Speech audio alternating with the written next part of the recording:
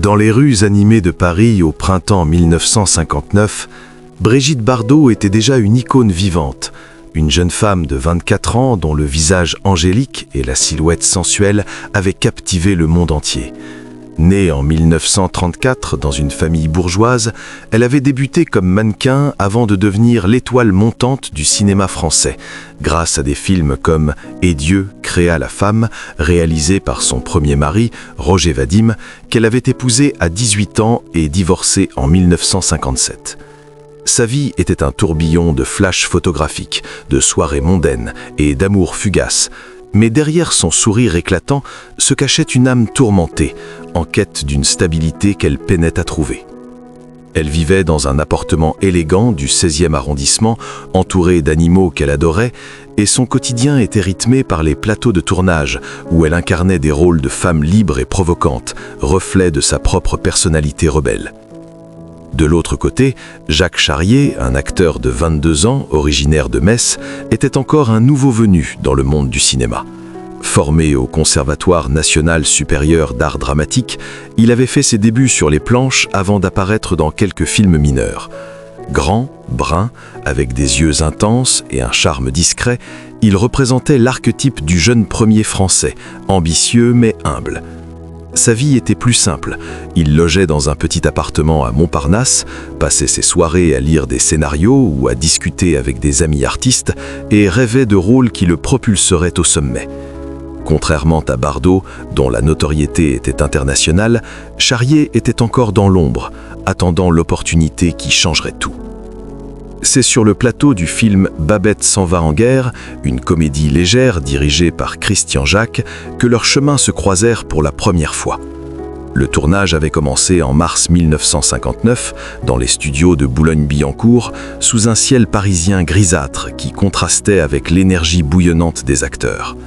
Brigitte, dans le rôle principal de Babette, une espionne espiègle pendant la Seconde Guerre mondiale, arrivait chaque matin enveloppée dans un manteau de fourrure, ses cheveux blonds cascadant librement, saluant l'équipe d'un bonjour chantant qui faisait fondre les cœurs. Jacques, casté pour incarner Gérard, le jeune officier amoureux d'elle dans le scénario, se sentait nerveux ce premier jour. Il l'avait vue dans des magazines bien sûr, mais la réalité dépassait l'image.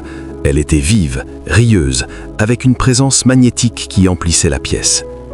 Lors de leur première scène ensemble, une répétition où Babette et Gérard échangent des regards complices dans un bureau fictif de la Résistance, Jacques trébucha sur une réplique, provoquant un éclat de rire général. « Ne t'inquiète pas, mon chou, on recommence », lui dit Brigitte avec un clin d'œil, sa voix douce et taquine le mettant instantanément à l'aise. À la pause déjeuner, dans la cantine bruyante du studio, ils se retrouvèrent assis l'un en face de l'autre par hasard. Jacques, timide au début, osa lui poser des questions sur son expérience avec Vadim, et Brigitte, surprise par sa sincérité, se confia sur les joies et les peines de la célébrité. « C'est comme une vague qui t'emporte, mais parfois elle te noie », murmura-t-elle en sirotant son café, ses yeux verts fixés sur lui avec une intensité qui le fit rougir. Ce jour-là, une étincelle naquit, subtile mais indéniable. Au fil des semaines, le tournage se déplaça entre Paris et Londres, offrant à leur relation naissante un cadre romantique et exotique. À Paris, après les longues journées de travail, ils se promenaient le long de la Seine, main dans la main, évitant les paparazzis qui traquaient Bardot comme des ombres. Jacques, avec son humour discret, la faisait rire à éclats en imitant les accents des techniciens britanniques. À Londres, lors des scènes extérieures près de Big Ben, il s'échappait dans des pubs cosy où il partageait des pintes de bière et des confidences tardives. Brigitte, habituée aux amants passionnés mais éphémères, trouva en Jacques une douceur inattendue. Il l'écoutait vraiment, sans jugement, et son admiration pour elle n'était pas teintée d'envie. « Tu es comme un rayon de soleil dans ma vie chaotique », lui avoua-t-elle un soir sous la pluie londonienne, alors qu'il s'abritait sous un porche.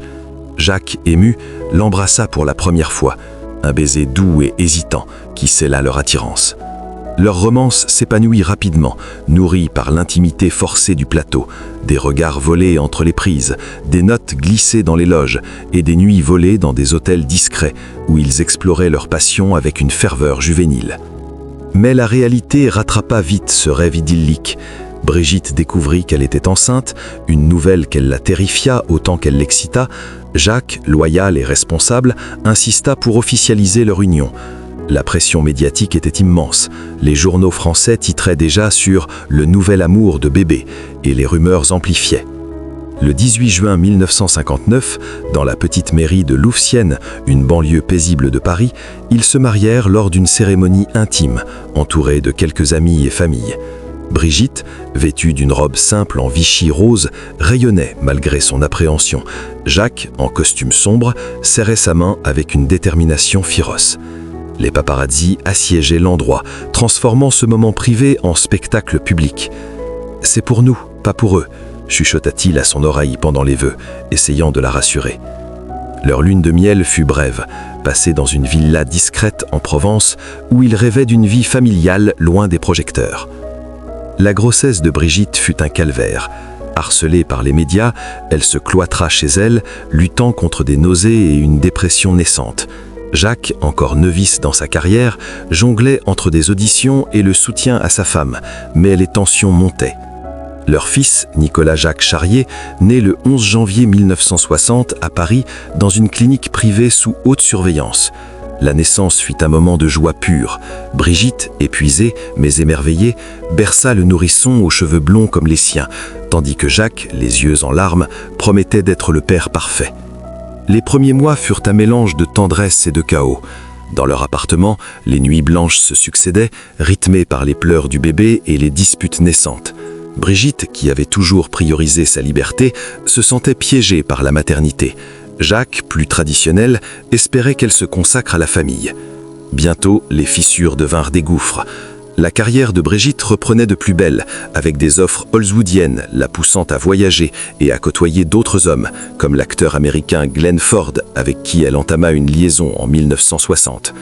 Jacques, blessé par les infidélités et frustré par son propre manque de succès comparé à celui de sa femme, accumulait les rancœurs. Leurs querelles éclataient souvent. « Tu me laisses seul avec tout ça », lui reprocha-t-il lors d'une nuit orageuse, tandis qu'elle répliquait, les yeux emplis de larmes, « Je ne suis pas faite pour être une épouse parfaite, Jacques, j'étouffe ici ». La presse, avide de scandales, amplifiait chaque rumeur, transformant leur foyer en champ de bataille public. Brigitte tenta des gestes de réconciliation, comme des dîners romantiques ou des escapades en campagne, mais l'usure était trop profonde. En 1962, après 3 ans de mariage tumultueux, ils annoncèrent leur divorce, officialisé le 20 novembre 1962. La procédure fut acrimonieuse. Jacques obtint la garde de Nicolas, arguant que Brigitte, avec sa vie instable, n'était pas apte à l'élever. Elle accepta, le cœur brisé, mais reliée de retrouver sa liberté. « C'était une erreur magnifique », confia-t-elle plus tard à des amis, regrettant les blessures infligées. Jacques, dévasté, se retira du cinéma pendant un temps, élevant seul leur fils, qui eut peu de contact avec sa mère célèbre. Brigitte poursuivit sa carrière, se remariant 2 fois par la suite, et se tourna vers la cause animale, transformant sa douleur en engagement. Des années plus tard, en repensant à cette période, on pouvait voir comment cette rencontre fortuite sur un plateau avait marqué 2 vies. Pour Brigitte, un chapitre de passion et de regret dans sa quête d'amour vrai. Pour Jacques, une ascension éphémère vers la gloire, suivie d'une retraite discrète. Leur histoire, comme un film inachevé, rappelait que même les romances les plus enflammées pouvaient s'éteindre sous le poids de la réalité, laissant derrière elles des souvenirs doux amers et un enfant qui portait en lui l'héritage de 2 étoiles filantes.